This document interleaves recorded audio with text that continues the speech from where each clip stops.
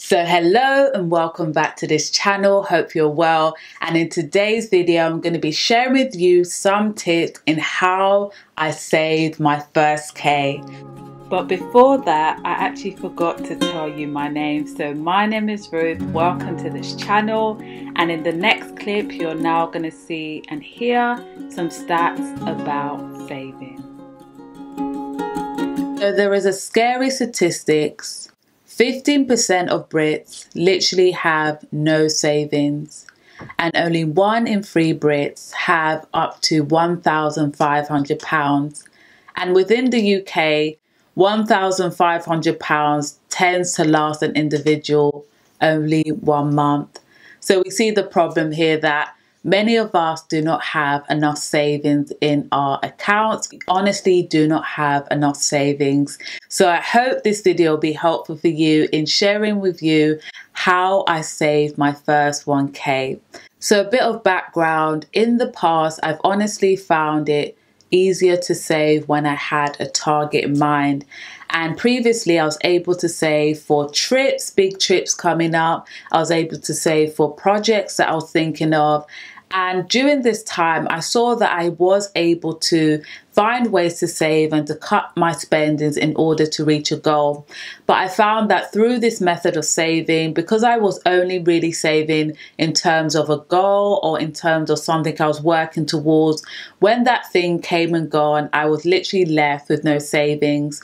So now I've been generally working on building and growing my emergency fund. So when I'm making reference to saving for my first K, I'm making reference to my emergency fund because I'm seeing it's so important not only to have savings for like holiday or savings for projects you're working on, but it's good to have savings in terms of emergency fund because that allows you to have savings for a particular purpose and a particular reason, and you're less likely to go into that savings unless it is a given financial crisis or a given emergency. So stay tuned where I'll be sharing with you some tips that have helped me along the way. And I honestly see that it's so important to share early on because many times we go on YouTube and we watch things and we see people have saved millions or thousands of pounds and we don't really see the early parts of their journey. So I'm hoping as you follow along this journey, it will be useful to you and we can grow together. And if you'd like to see this growth, make sure you like, comment and subscribe for further videos. So the first thing that I find very important in saving for that first 1K, because saving, especially in the earlier stages can be difficult. So tip number 1 is to basically record your spendings. So for me, this means monitoring my spendings. I monitor my payments that come in and I also monitor my outgoings. So my groceries, all the things that I buy in the month, I tend to monitor them. So ways that I do this is that I tend to review my bank accounts quite regularly and see what I spend. But then I also jot down on an Excel spreadsheet of the things that I spent for that month. But I tend to find it easier to basically write them in weekly to see like, oh, this week I spent this amount of money. This week I spent this amount of money. And as you actually write down all your spendings, it's actually like, it feels like your accountability partner is literally the Excel spreadsheet, because if you've made a poor spending choice that month, you can look back and think, wow, this wasn't wise, I'm not going to do this again. Or you can see, wow, that was actually a really good deal. I'm going to do that next time I need that certain item. So having all things written down keeps you accountable and allows you to know what you'll spend and also what is coming into your account to help you save that first 1K.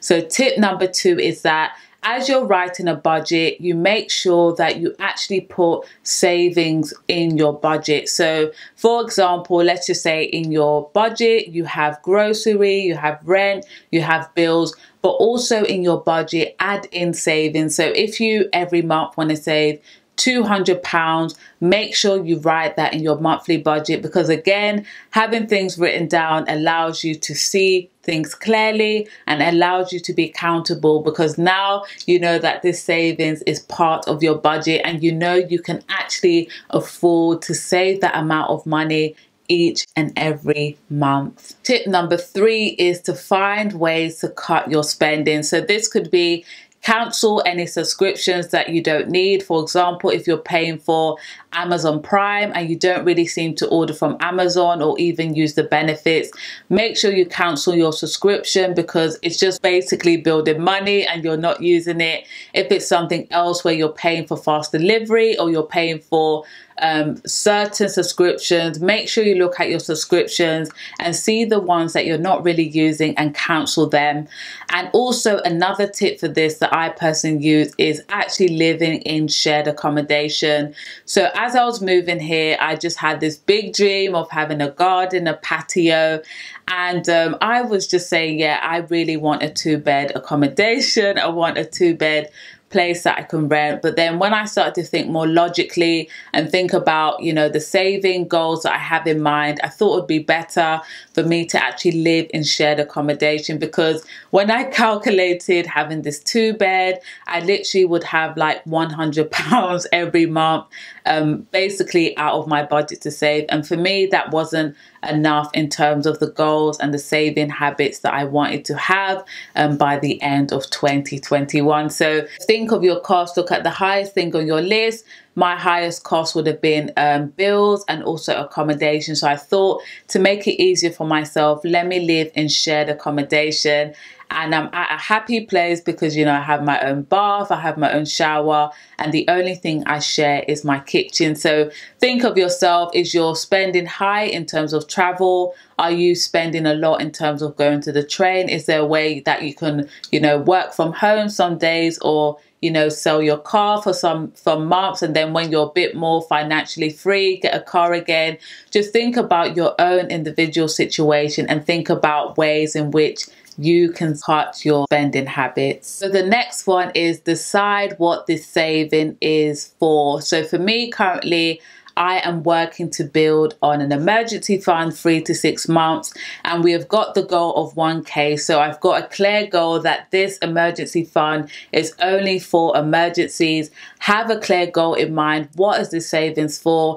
Is it for an emergency fund? And also have a clear goal of when you can actually touch that money. So for me, I know that this savings, I'm not going in there to get in my I don't know, my favorite food. I'm not going into that emergency fund just for general things. I'm only going into that emergency fund for an emergency. So make sure, you know, tip number 4 is make sure you have a clear idea of what you are saving towards. Are you saving towards a house? Are you saving towards your school? Are you saving for your kids' education? Make sure you have a clear direction of what you are saving for. Tip number 5 is to literally open up a savings account.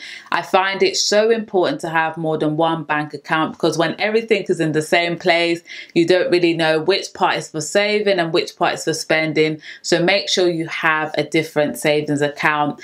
And for me, because I've been with one of my banks for quite a long time, I have this scheme called a loyalty saver, and this loyalty saver literally has better benefits than a cash ISA account.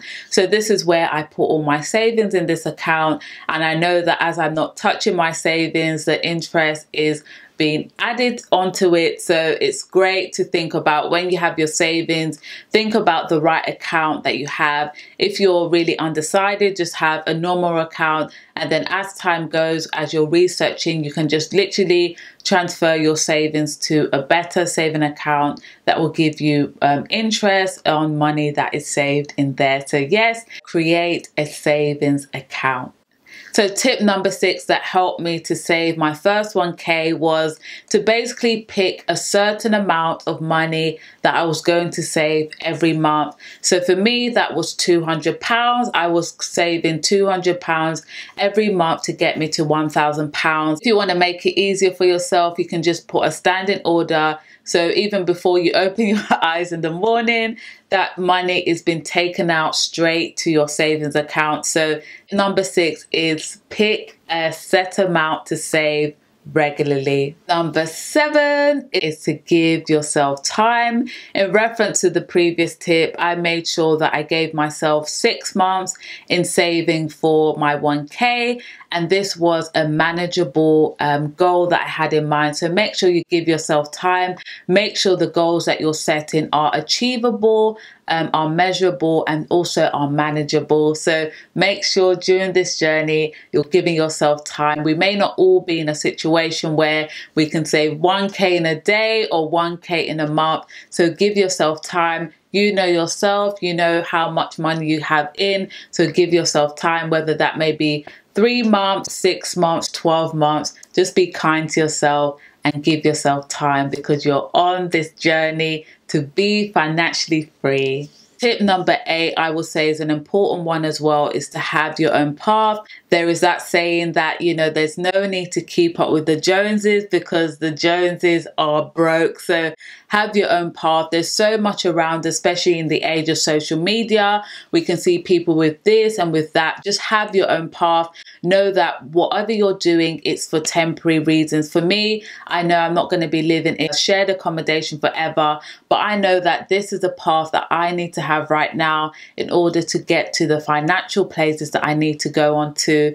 So make sure you have your own path. Do not keep up with the Joneses, because by keeping up with the Joneses can even lead you in debt and in a worse situation. So have your own path. Surround yourself with people that will encourage you in your financial journey. Do not surround yourself with people that will make you to spend things that you don't need to have or do things that you don't need to have. So have your own path and surround yourself with people that will shed light and people that will encourage you along the way. The last tip I will say is, you know, sit back, relax and watch your savings grow. I think it's really important for us to actually monitor our goals and to see how it's growing from day to day. So this one is to encourage us. Just sit back, relax and watch your savings grow. So I hope these tips have been useful to you. If there's anything you would like to add to these tips, make sure you comment below. And where are you in terms of your personal finance journey?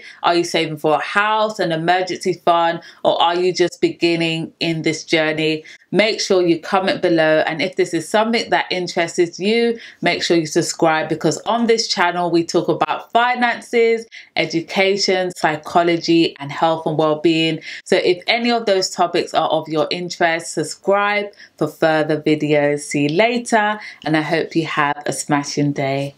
Bye. The wise man saves for the future, but the foolish spends whatever he gets.